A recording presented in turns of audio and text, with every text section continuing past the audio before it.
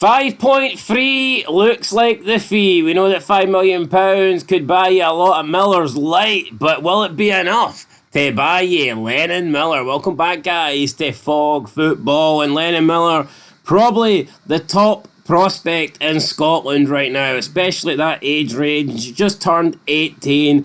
Pretty much everybody wants him. Pretty much everybody is accepting that he's too good for Motherwell and will not be there much longer. But the big question is he going to stay in Scotland or is he going to go abroad? And if he does stay in Scotland, there's only two possible destinations. Or should I say one possible destination, that being Glasgow. But which side will he end up on? Will he end up on the green side or will he end up on the blue side? Well, that is the question, because it's certainly not going to be anywhere else in Scotland, that's for sure. The winner's side or the loser's side? All about positivity at Rangers these days. Come on, it's building something, alright? So I'm not going to have any of that slander. Big Phil, we love Big Phil, right? But let's talk about Rangers' side of the bargain first. So it looks like Rangers...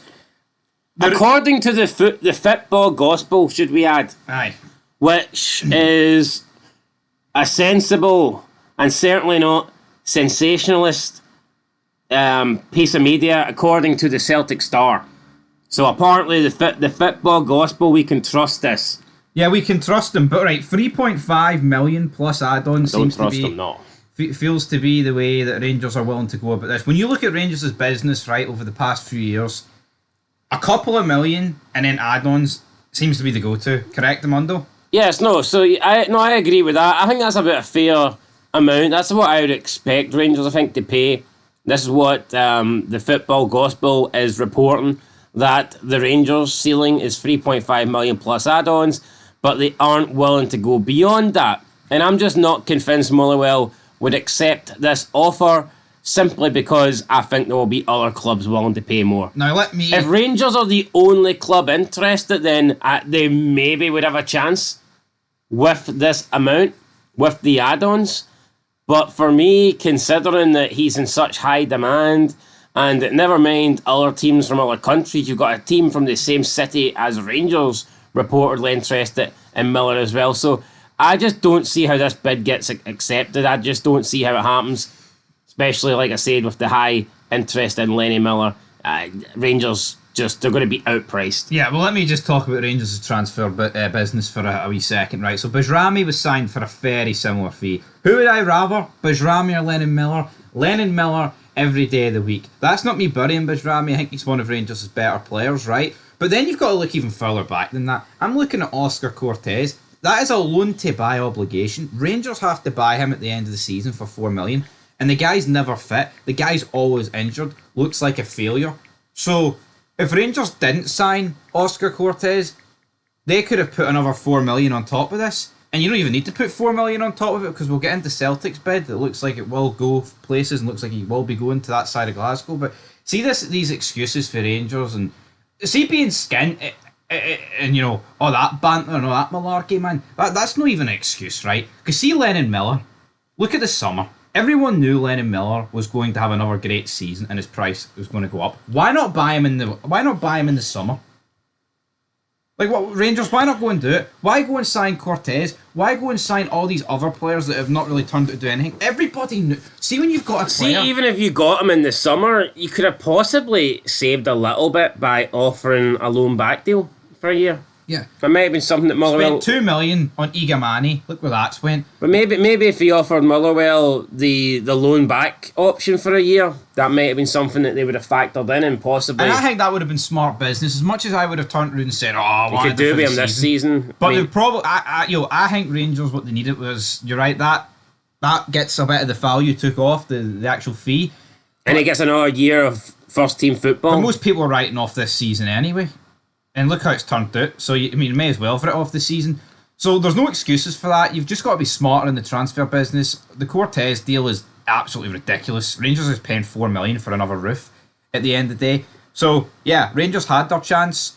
And it's the same with Igamani. I mean, come on, it's like, we're signing him now because we couldn't afford him next season. What's he done up to November to prove that Rangers couldn't afford him next season? I don't know. You tell me. But anyway, I don't think Rangers are going to be signing Lennon Miller.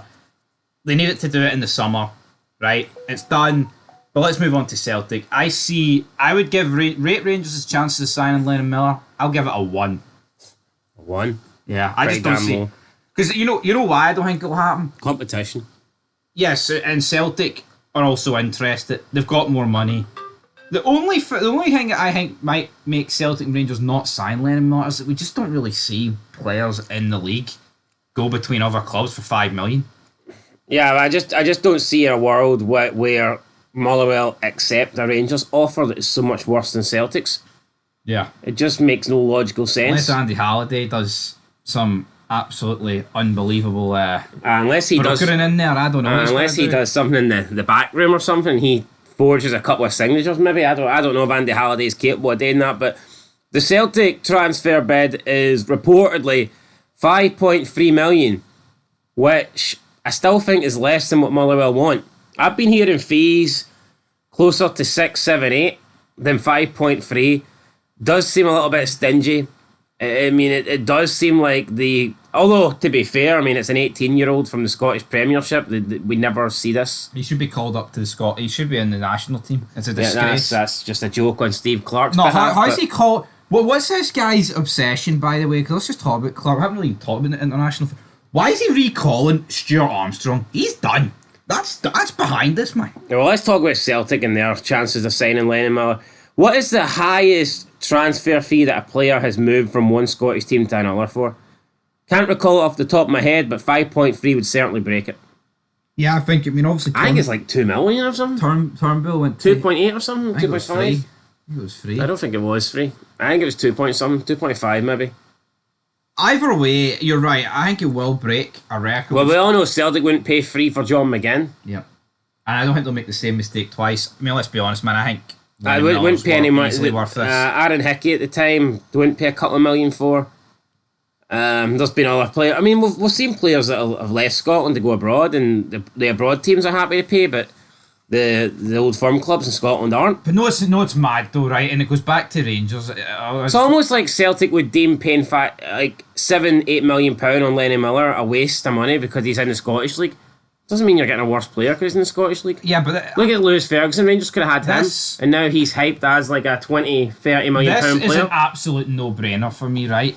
Because even if you sign him and it doesn't work out as well as it could, I still think you make easy profit. Yeah, you can say this. Lennon Miller, right, would have to have an absolute stinker. A couple of seasons on the bounce to not get your money back. Yeah. Because say he has 3 shit seasons, right? Which I don't... Say he signs in January, 3 shit seasons. He's still like 20, 21. You know what I mean? There's still room for something to happen there. I mean, like Celtic signed Kuhn for free. If the reports are true in England, it looks like they could be making, 20 odd million profit on him within a year. This is the business model to have. Sign young players, and then see after like a great season or 2 great seasons, you sell them on. That's what you do.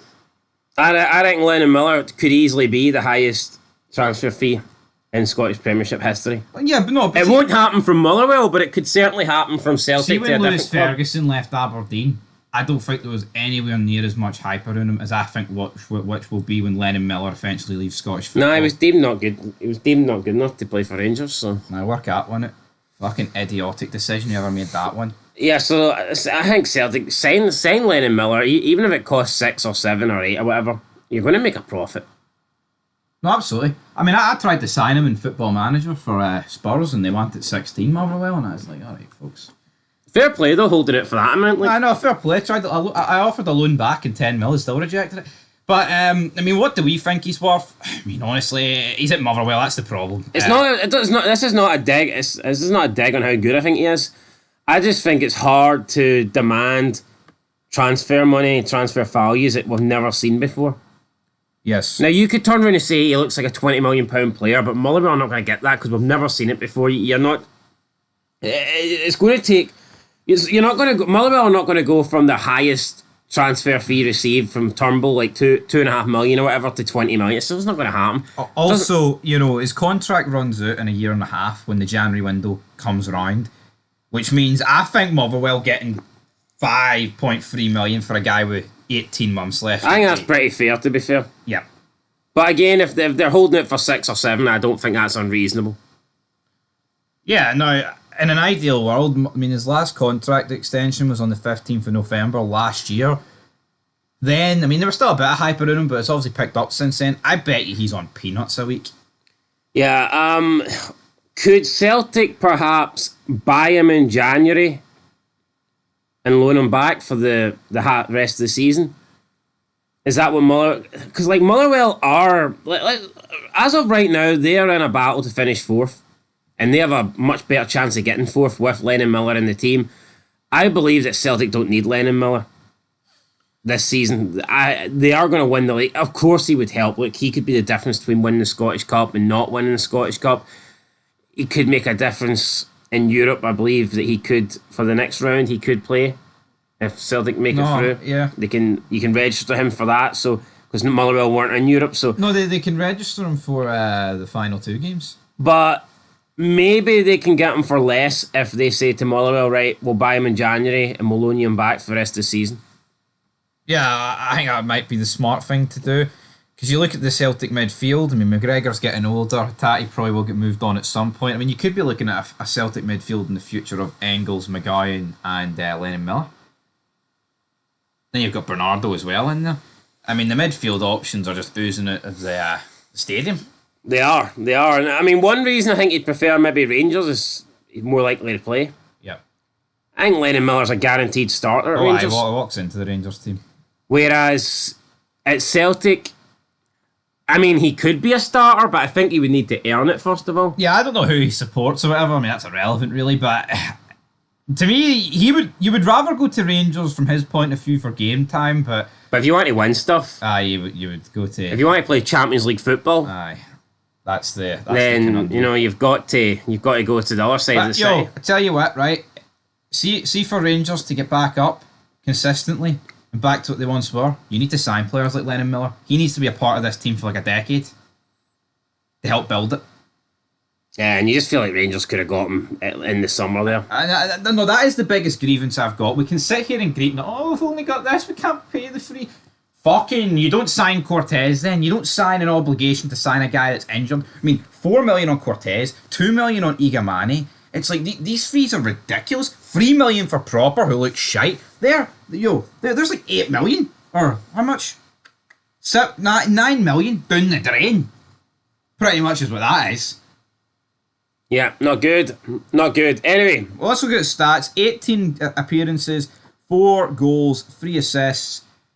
I mean, considering he's not exactly a striker, they're really good numbers. I mean, he's not competing with Nicholas Kuhn, which we broke down yesterday, but he's not supposed to be competing with Nicholas Kuhn, is he? No, he's not. I mean, here, I've seen the guy in the flesh. I've seen him at Lynx Park. He looked a step above everyone else. He is a step above everyone else in that Motherwell team. But you're right. I think Celtic's best bid here would be offer the 5.3 and a 6-month loan back. Do you think that'll happen, though? Yeah, because I don't think they desperately need him. If Aberdeen are still there come January, then maybe that's not an option. But I imagine by the time we get halfway through January, I think that Celtic will have opened up a gap over Aberdeen, and I think the gap between Rangers and Celtic will be bigger than 9. So that's my prediction.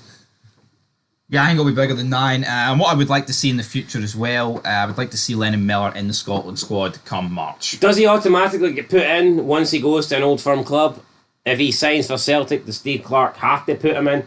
I would say so. I can't imagine he'd leave him out. See the fact he's got Barron in the Scotland squad? Lennon Miller is better than Barron. So he would put him in above him. He would have to.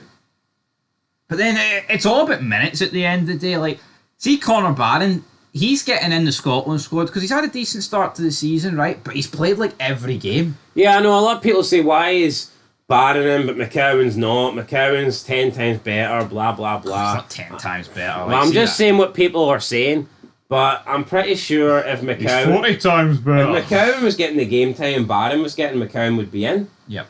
But he's not, so... And that might factor Lennon Miller's decision, but the problem with that is it's not like Celtic and Rangers are both going to bid 5.3 million and then it's simply down to him.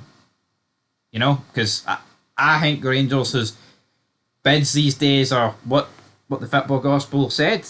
3.5, 4 million, whatever, plus add-ons. That's the ceiling. And when you look at the debt results, the 17 million, it's like, how much can you really go? Celtic have got all the money. Celtic could literally put in a £30 million bid for this guy, couldn't they? If they truly wanted to. Oh, absolutely. But they're not going to do that. Anyway, that's where we're going to leave it, guys. International break is here. It's fantastic. I love it. I don't really, but Friday, Scotland play Croatia at home. We'll be there for it. Till then, peace.